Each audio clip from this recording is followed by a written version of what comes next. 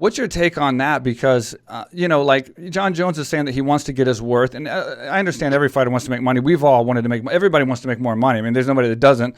And everybody feels that they're worth more than they are or worth, I'm sure probably more than they are, who undervalues herself. But you're worth kind of what people put you at. Like in business, your worth is your valuation. So if you're a startup company, a tech company, if someone will pay $1 billion for you, your evaluation is $1 billion. That's what you're worth. If they'll pay $500 million, then you're worth $500 million. So you're worth what people will pay for you, or what your draw is, or what your value is to the company. To be the GOAT, one of the GOATs next to Khabib, I'm always going to say Khabib's ahead, but to be one of the GOATs, I say number 2 in the world, in my opinion. He hasn't been on a top 10, top 20 pay-per-view list ever. I mean, he's not even in top 20, I think, on any of his pay-per-views. So he doesn't have the drawing power. And when he comes out and says he's not going to fight Stipe because he wants to fight a draw, and then he'll defend the belt against Stipe, but he's not going to fight him right now because he wants that big draw, which is Ngannou, he should be the draw, I think, at this point. And I think, in my opinion, he should play ball a little more than he is. That's just my opinion. And fight and then get the leverage. If he was to fight, for whatever money that they paid him and beat Ngannou, which he thinks he can do and should do in his mind, now he has leverage if he has that belt, if he has that heavyweight belt and he's a draw and it was a big pay-per-view and stuff. So what is your take on fighters sitting out and becoming as big as someone like Jon Jones and then just deciding that they are worth this crazy amount of money based on a structure of like boxing or some other organization that's not even near the same structure as the UFC, and it's more of a single, like Mayweather, for instance, it's a single, Mayweather's a Mayweather show, it's not about 600 fighters getting paid and being able to survive, so it's a different structure. So what's your take on that with guys that get so big and so famous and then just all of a sudden want this huge valuation and sit out and then cause all this drama?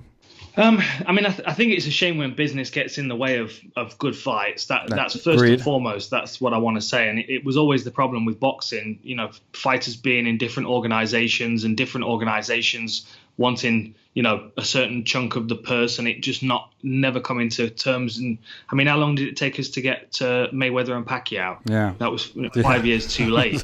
Like the problem is, like, how much does Jon Jones value what he could make in these fights between the time, or does he want to just sit out and wait and see if, roll the dice? I mean, he's not going to get any better sitting out. Nope. That's for sure. That's my point. But at the same time, we've got the comparison of what someone like Anthony Joshua or Tyson Fury would make over in boxing. And I'm sure he feels like, comparable money is being made. This is the other thing is, I never had a smart businessman around me when I was signing my UFC contracts and stuff, not until the very end. And, a lot of people now have got a good idea of what's being made on these events, what pay-per-view value is, what's coming in from the various different broadcasters around the world, and, what a Jon Jones event is worth to the UFC. And I think that's a part of where the problems come from negotiating, because, what the comparison with the NFL is, it's about 56% of revenue goes to the players, and I think in the UFC it's about 12%. And you've got to think a big portion of that 12% is going to go to the Conor McGregors and the Jon Jones already. So that, the lion's share of the money that's being made is still not trickling down to the fighters. And Conor McGregor was one of the guys that kind of upset that and was able to get more. And I think the UFC are cautious about giving people too much power now. I think they see Jon Jones as someone that could potentially be very powerful. And if they give Jon Jones what he asks for, they've set a precedent for everybody else to be digging their heels in and asking for more money. Right. Sometimes they have to sacrifice one Jon Jones to, keep control of the next 3 Conor McGregors that come through, if that makes sense. Yeah, I think it's so weird just for me, because I'm torn between, because I'm so in business now and I deal with so much business, and it's, you think the UFC is tough. These guys that complain about the UFC and money and all this type of stuff, like when you get into big business or any kind of business where there's a lot on the line, It's cutthroat, man. It's tougher than anything I've ever done in my life, and like it's tough. And when you sign a contract, you might as well assume that contract is ironclad until your dying day. You're never going to get a better contract just because you want it better, or because or to benefit you, unless you give some value back. So when you sign something, you assume you're going to finish that contract, and you better be valuable at the end of that contract to get another one, or to re-up whatever it is that you signed. So I'm kind of tossed in between those two things. But we see a lot of guys. But then just to counter that, sorry to cut you off, but like say, you're in the business of gyms in Thailand, which is, it's big business. There's a lot of gyms there. You've got one of the biggest and best gyms around, but there's still other good gyms within the area that are, if you close down for a couple of months, you're going to lose members, right? You know that. Right. The problem, and this is part of the class action lawsuit that's going on with the UFC, which I don't know whether you're following it or not, but you're definitely a part of it unless you've consciously opted out. What they're bringing to the table is the fact that there aren't viable options outside the UFC. Like if Jon Jones decided he wanted to wait out his contract and go somewhere else, the market value is so much depreciated because Pride's gone, Strikeforce is gone, Elite XC's gone, WEC's gone. All of these were bought out and closed down to basically kind of, control the market, as it were. That's what the class action lawsuit's about. So, Tyson Fury can demand X amount of money because he's got options elsewhere and someone else will pay him more. If there was one team in Premiership football and it was Manchester United, you've not got any options, have you? Can't go and play for elsewhere. And that's a part of this as well, is that money is being made. And it's not making it down to anybody aside from the big part at the top. And I don't want to come across like I disagree with Jon Jones wanting more money. And I don't want it to come across as I don't think Jon Jones may deserve to make more money, is what he's done. And all of us and all fighters. What I'm trying to say is it the right move? Because like here's the thing, when you look at the history of guys that's went against the UFC and guys that have stood up against the UFC with leverage, oftentimes, and then sometimes without leverage, but they were big names. It just seems like it's never worked. And so I feel like, in my opinion, it's not about, I don't think Jon Jones deserves the money. He should just shut up and fight and take whatever he can. I'm not saying that at all. I'm just saying if he wants to fight and continue a career and have a few big paydays where he can still be the guy that he was before or close to it and fight good and have a good legacy and have these fights, he's going to have to do it, because we see Dana's attitude right now, and Dana just doesn't care.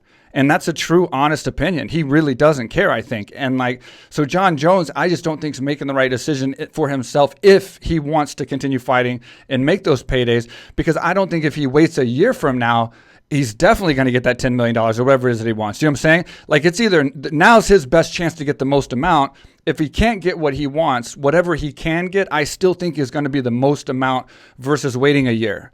And so I just think that maybe he's making a wrong decision in waiting, and just lifting weights for a year isn't going to make him a better fighter, especially at his age, because he's depreciating by the day. And we've seen some of his fights as of late. They weren't the fights of before. They weren't the fights of the old days. He's still good and he's still winning the fights, but I think he needs to get in there, in my opinion. Yeah, I think he made a huge mistake. Long story short, so I'm not to cut you off, but I think he made a huge mistake in not fighting Ngannou for any amount of money. You know what I'm saying? Like, as long as it made any kind of just rational sense, I think he made a huge mistake in not taking that fight, because that's a huge fight, and I think Jon Jones could beat Ngannou. I think he does have the tools and the strategy and the skill and the talent to beat someone like Ngannou. Though he is a power puncher and he's very strong, we do know his weaknesses. It's just hard to get him drawn out to those weaknesses in those later rounds, because you have to dodge a lot of heavy heat. But I think Jon Jones could have done it, and that could have been a jackpot for him if he had taken this fight for maybe half of what he thought he was worth, but won the fight and then got another big fight after that, and then maybe had a few more good fights in this year that he's going to be sitting out now. Yeah, I mean, that's part of the nature of being a prize fighter, isn't it? You do have to back yourself. You do have to say, yeah, I can do that. And I mean, it was a lot less about money back in our day, and I think that's something that's changed quite significantly in the last few years. I mean, we weren't getting people waiting out for more money back in our day. If you can get on a UFC card, you're on it, and you were signing whatever contract was in front of you. I remember when the bonuses were bigger than our actual paychecks. We were like, yeah, the bonuses still are at some. To a lot of people, of course. Lower down the card fighting for 10 and 10.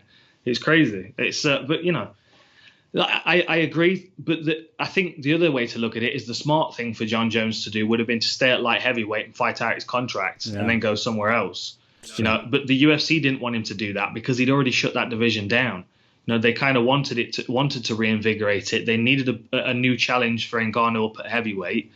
And I also think Jon Jones is maybe in a realistic state in his life where he's looking at Ngannou and going, he is a serious problem. And if he knocks me out with one punch, not only do I have to worry about my health, but my value goes down. Right. Now I have to go back to light heavyweight, So it might just be I want to get paid now in case this does go south. Yeah. We don't know how he feels about the rest of his future and how much longer he wants to continue fighting. Yeah, true. But he's probably blown up to a point now where he couldn't make 205 again without really, really, struggling.